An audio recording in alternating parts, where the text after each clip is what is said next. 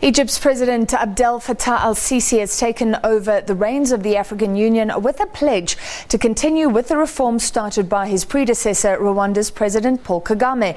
The African Union Heads of State Summit is underway in Addis Ababa in Ethiopia. While handing over, Kagame announced that the continental body was closer to financial independence, with $89 million in the Peace Fund, a contribution made by 50 member states. Now to discuss, we're joined by SABC East Africa correspondent Sarah Kimani. She's with us from Addis Ababa.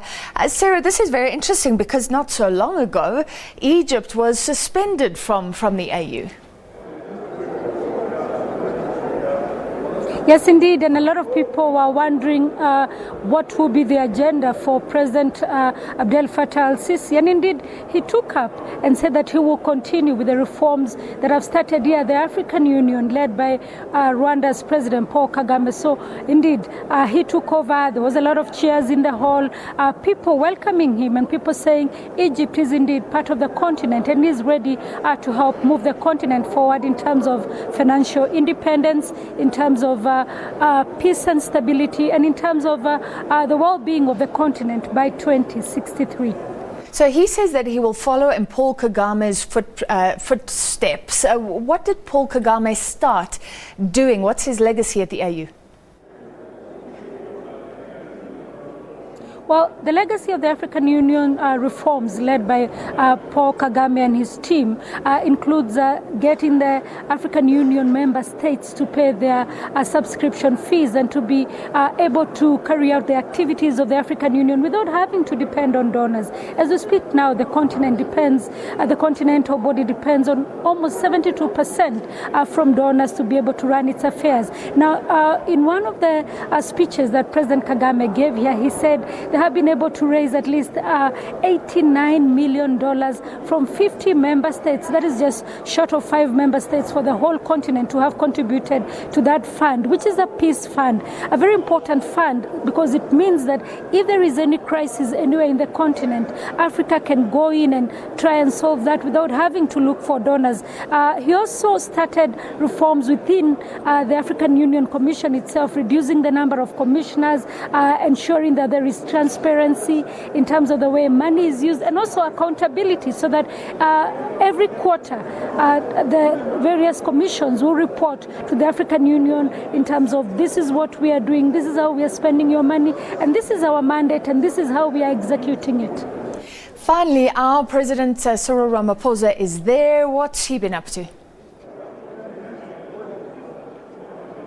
Well, South Africa is among countries that have deposited their instruments of ratification here at the African Union. That means now they have fully complied with the African Continental Free Trade Area, and so they are now fully members. When it kicks off sometime later next month, then they'll be among the members that will be part of the bigger market of 1.27 billion people. And Africa is looking to have a $3 trillion market that will be run by these 55 member states. Now, he also met the United Nations Secretary General Antonio Guterres. They discussed the situation in the Democratic Republic of Congo, the situation in Zimbabwe, because South Africa is the guarantor of the DRC peace agreement. He also met the new Prime Minister of Ethiopia, Dr. Abiy Mohamed. Very important because Ethiopia is now among the fastest growing economies in Africa, and also Abiy Mohamed is being seen as a new kid on the block on the continent in terms of pushing the peace agenda of the continent forward. In terms of free trade, surely this needs a lot of political will from African leaders. Are they championing this? And what sort of time frame are we looking at right now? Well, numbers are looking good, considering it's just close to a year since it was signed in Kigali.